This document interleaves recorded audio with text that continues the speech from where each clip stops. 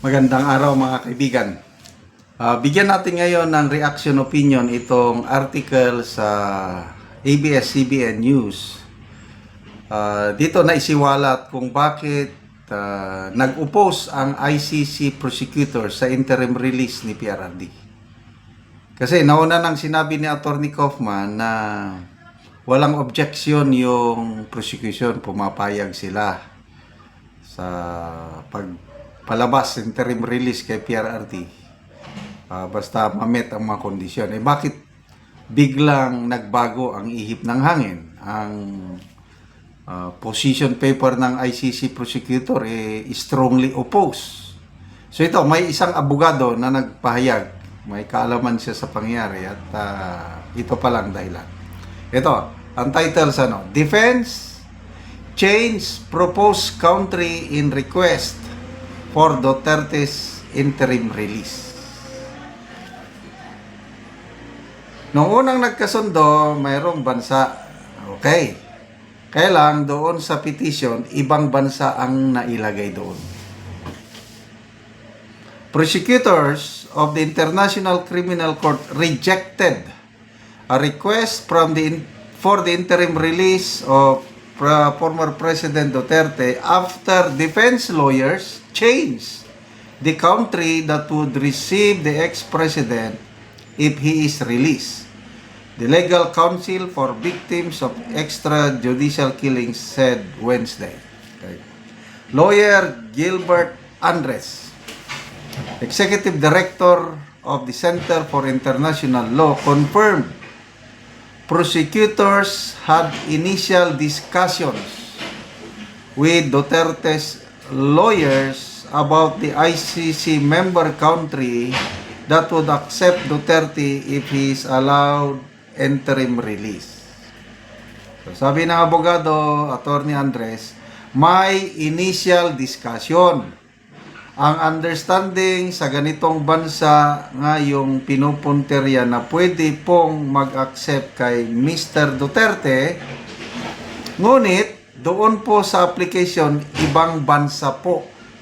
Ibang bansa ang nakalagay. Mahirap ipaliwanag kasi naka-redact yung hindi nilagay na na-erase. Kung anong bansa yung intended talaga nung discussion, at yung bansang nakalagay nga sa application. Yon ang payag ni Attorney Andres sa DZMM interview. Andres said the prosecution cannot agree in advance to a deal that they have not read. Okay? Noong mabasa nila, doon nila na-clarify na hindi ito yung napag-agrihan.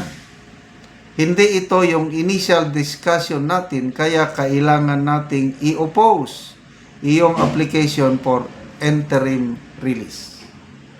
The defense earlier said ICC prosecutors do not oppose Duterte's interim release request subject to condition on Annex A, which was not released to the public.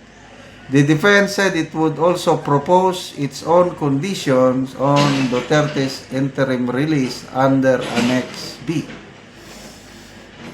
So, medyo, to me, mas klaro na ngayon. May initial discussion.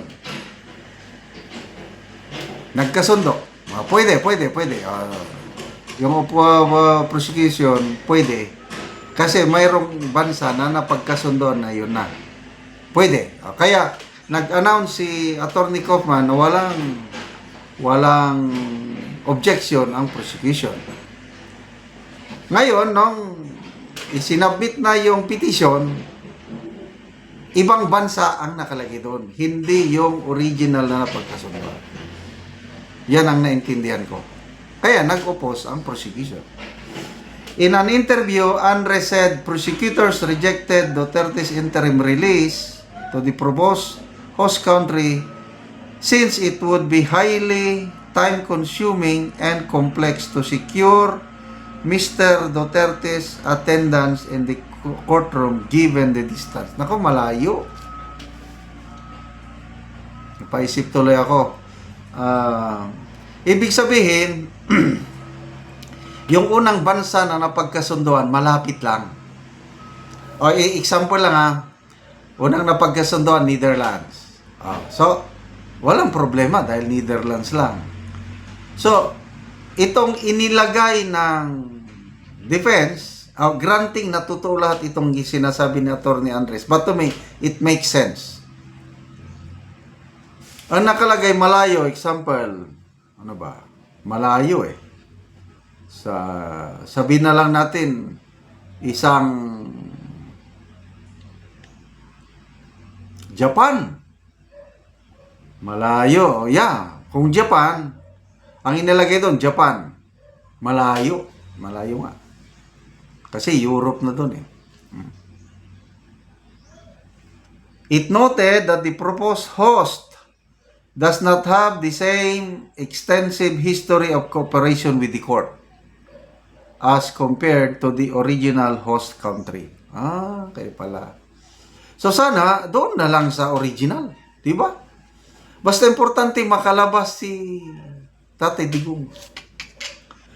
The prosecution's agreement to the conditions was based exclusively on the express understanding that Mr. Duterte's potential interim release, if granted by the chamber, would take place in the redacted, not redacted, as the defense team suggests. No agreement whatsoever was reached with the defense on conditions of interim release to any country other than the redacted. For absolute clarity, the prosecution has not agreed in any way to condition. So, yon mas klaro na. Kaya pala nagbago. So, let's pray, O God, na mabigyan ng wisdom ang ating defense lawyers ni PRRD. Ang importante, makalabas. Kahit saang bansa. Kasi mahirap yung nakakulong. Nagbibigay yon ng stress sa dating Pangulo. Hindi ko alam ano yung original na napagkasunduan. Sana, yun na lang. Basta, pagdarasal natin, I will be very happy kung makalabas na si PRRD. Maghanda ako ng magpapa-Thanksgiving party ako, magkakatay ako, mag-lechon or whatsoever. Dahil answered prayer. Ituloy po natin pagdarasal na makalabas si PRRD kahit temporary lang. Okay, salamat mga kaibigan sa inyong pagsubaybay sa ating channel. Nakakatulong kayo ng malaki sa Tribong Talandig ng Bukidnon dahil ang sweldo natin sa channel na ito is pantulong natin sa tribo. Sa ngayon, namimigay tayo ng mga libreng yero at pako para makapagpatayo ng mas maayos na tirahan ang Tribong Talandig. Panoorin ninyo ang video na ito. Ni ang mga tagan o gero o mag-atop na ni siya karon.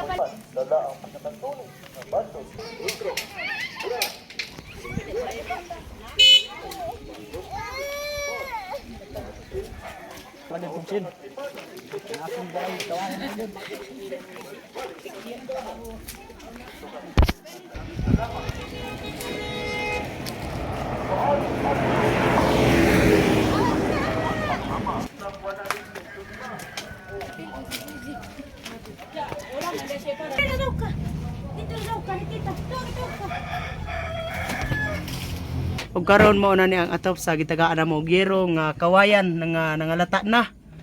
Og natagaan na siya og gero karon mag-atop na siya. O lata na gyud kaayo.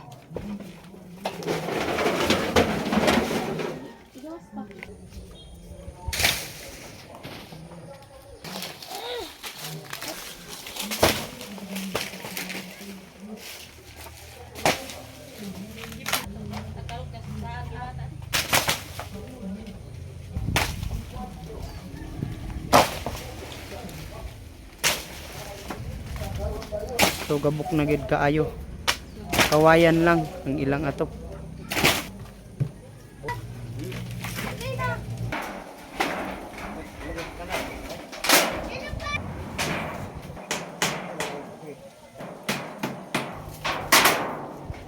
Karon human na gyud ang ilang balay og kaatop na gyud sila og bag-o.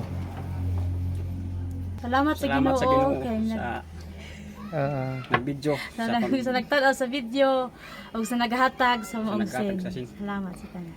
Salamat. Salamat yun. Salamat. Oo.